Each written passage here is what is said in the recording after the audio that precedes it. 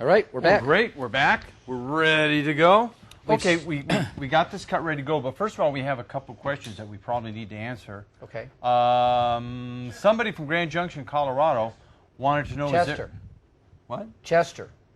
Chester from Grand Junction. Chester from Grand Junction, Colorado, wanted to know, is there a grain to the material?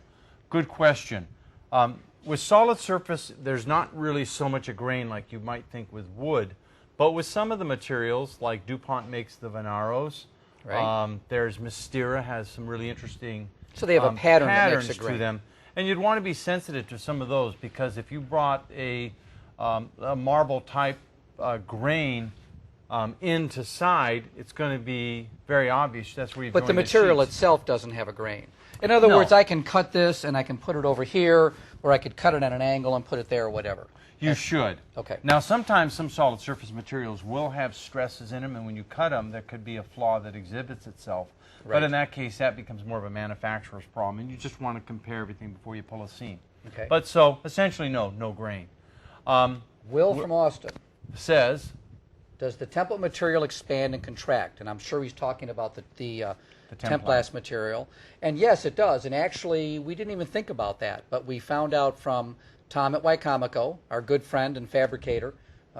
He kind of gives us advice on stuff now and then because he really gets involved in things. He's a really cool guy. But he did explain to us that it expands and contracts. And we didn't really pay attention to it because the weather down here stays so consistent. Where he's up in Maryland, and if he goes out and measures a job, has the material inside, and then it freezes outside, it actually shrinks. And I think in the length of the sheet, which is 128 inches, he said it shrunk a quarter. So it shrinks when it gets cold. It shrinks when it gets cold.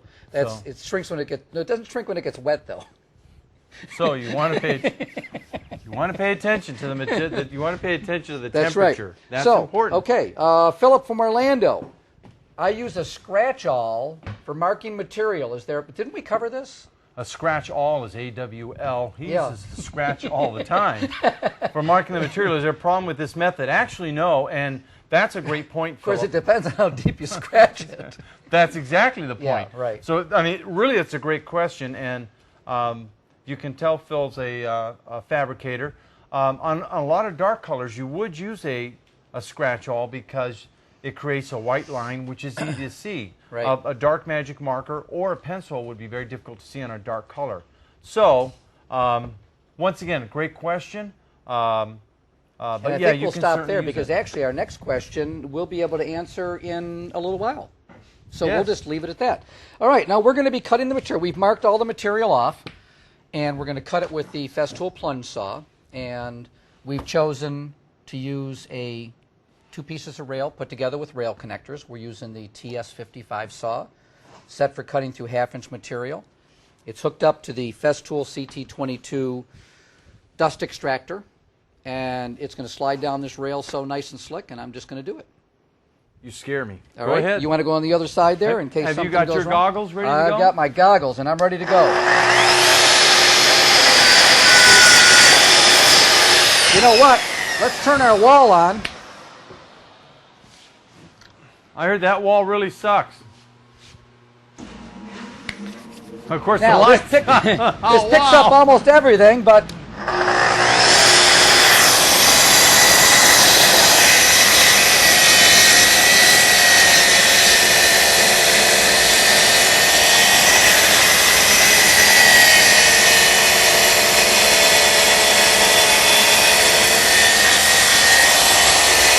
now if this went live, it would be Memorex. It wouldn't take so long to do this, but they're just going to have to hang with us while we go through all the cuts.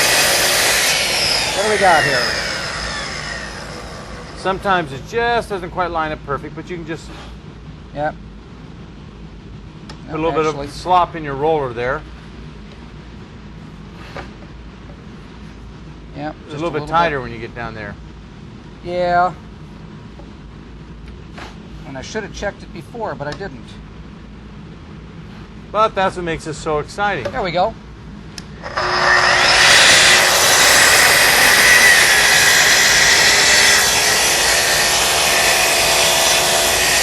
This is such a sweet saw. it's really good to notice that while John's making this cut, he's using a rail, but there's no clamps on the rail. The rail stayed perfectly still that whole cut. We got a perfectly straight cut out of it. And take that out of the way. And see, anybody can do it. That's right. All right, you want to cut that little end off over there? We'll do the same thing on this side. And these cuts are just a rough cut. So they don't have to be dead precise. You want to get that from there, or?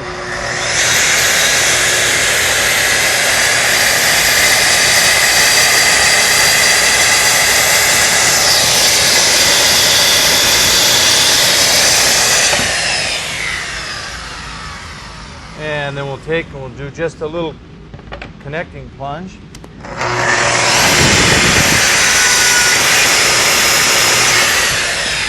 And what this will merely allow us to do is we'll put a little bit of pressure there. Not a manufacturer alive that wants to watch that happen, but...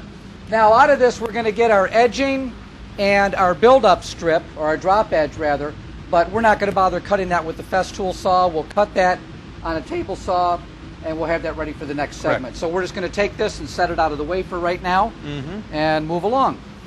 All right, the next cut we're going to go ahead and do is we'll make the cutoff where our backsplash is going to be over here. And we'll cut this one pretty much right to the line.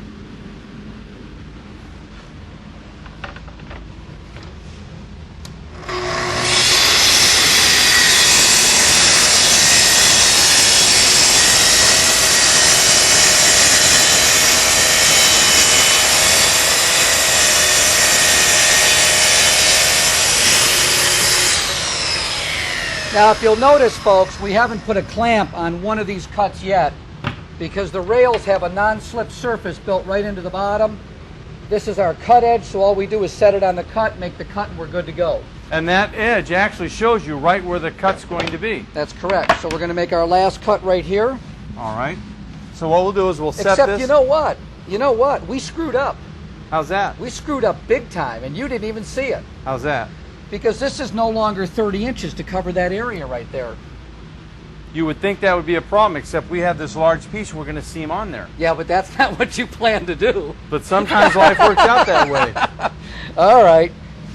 We actually laid this out ahead of time. Ken was going over with me how all this was going to work, and it's not working the way that we had planned. So, but it's still going to be. But you know, this is great. This is this is how you do it. Okay, now we'll make this last cut here. This will leave us probably a little better than a 16th.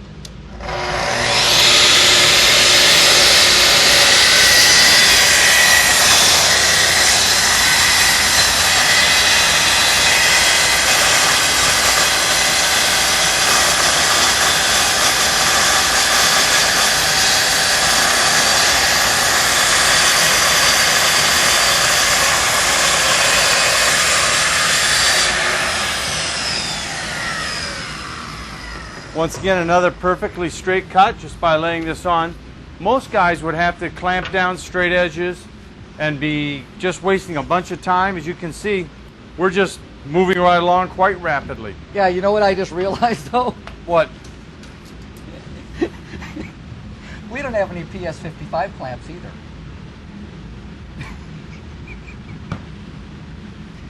The names have been changed to protect the innocent. We did a show last week, folks, in New Jersey, and we didn't have our easy seam to do the seam that we were going to do tonight. And Ken said, well, that's no problem. We'll use the Bessie PS55 system. And I said, no problem. And I just realized that's in the showcase as well. We took those to the show. I didn't think they're not here. They're not here. Well, we'll do some scouring during the next commercial segment. All right. I'll look for around for them, but I don't think they're here. Okay. So we're going to have to punt. We're going to have fun, you said? Right. Okay, we'll move this block over just so we support our cut. And we have this all set. How you doing? Once again, another simple cut. Another great thing about this saw is you'll notice how absolutely little dust we We may have. have to cut it short. Virtually We none. don't have.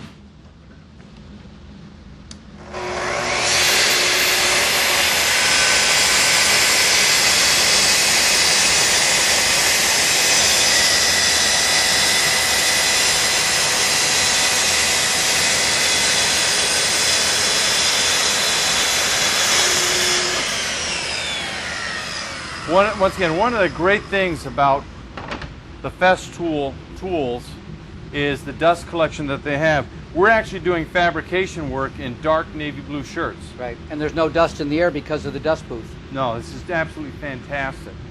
So the next thing we'll do now is, this is our seam piece that goes over here. Do you want the good news or the bad news? Can I go home? The bad news is we don't have what we need to finish tonight's show. Why? The good news is we can just leave. Actually, the only way we can do this right now, since we don't have either method, is with glue blocks and clamps. We could, or another way we could do it, showing the ingenuity of fabricators over the years, is we could also do it with plastic tape. Cellophane tape. So we're actually not even going to have to slow down. We can just keep muddling along. Okay. All right. So just a question out of curiosity, how are we going to seam both of those edges? Are we going to use the seaming tool? Yeah, we would need to run both joints. Okay, but would these be glued up one at a time, or are you going to glue these both up at the same time? Actually, the best way to do it would be to glue them up at One at a separate time. times. That would be a superior way to do it. How about if we do that on another show? Well, we can go ahead and we can cut our joint. We do Okay. need to seam this to this. We can do that, and we can pull that joint. Okay. And after we've done that, and while that's setting up, we can actually talk about doing the bowl. All right. So then, all right, since this isn't exactly what we planned, let's set this back a little bit, turn this, and then I will seam this piece here with the seaming fixture. That'll be perfect. This is live TV, folks. No, those won't work, Chris. But anyway, okay. Okay. Let's. Do you want to get this completely out of your way? Yeah, let's just slide it down here. Isn't it great how quick we can just go to something else? That's right. Flexibility is always the key. That's right. Okay. Yeah, I'll just bring it way down here. All right. In the meantime, while I'm setting up over there, you can actually start to do the bowl layout. Lift up on this and I'll pull this piece out. Believe it or not, the bowl layout's done. That was done right. All right, well, let me get set up over here. And how was this going to go on? I didn't mark it. This we're going to do like this? Exactly, just like that. Okay. So we want to run a joint right down to 2 and seam it on. Now actually, just by way of definition, had we not been running along so fast here, what we would have done is left this sheet to its full 30-inch width. Had we done that, the piece we would have to add in was roughly about a ½ an inch. It was a very small, minor piece. Do we have enough material that we could take this piece this way and put another straight joint over here? Yeah, but that would still be an even bigger joint than this. This way we'll keep our joints in the same relative area. Okay. When you cut this back, you're going to be getting rid of a lot of this, so it'll be a small joint. Okay. The very less good. joints you have in a top, the better off you are. Not in the 70s. All right, so we're going to go ahead and do To this. any of our audience that may be DEA representatives. Okay, so this is going to go on like this. We have our clamps here.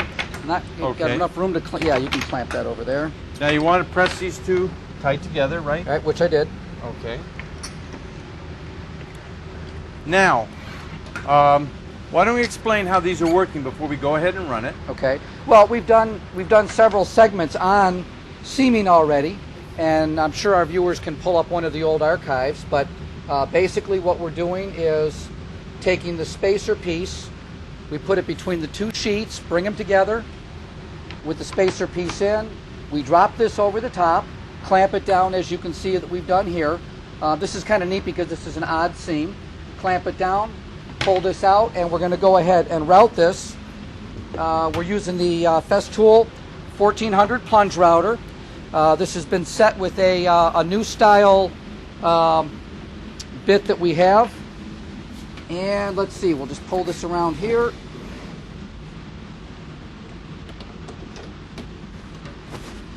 And we can probably make this cut just before we go to break. We don't have the dust collector on here, so we're going to run this without it. And actually, I'm kind of glad we have the dust wall working here.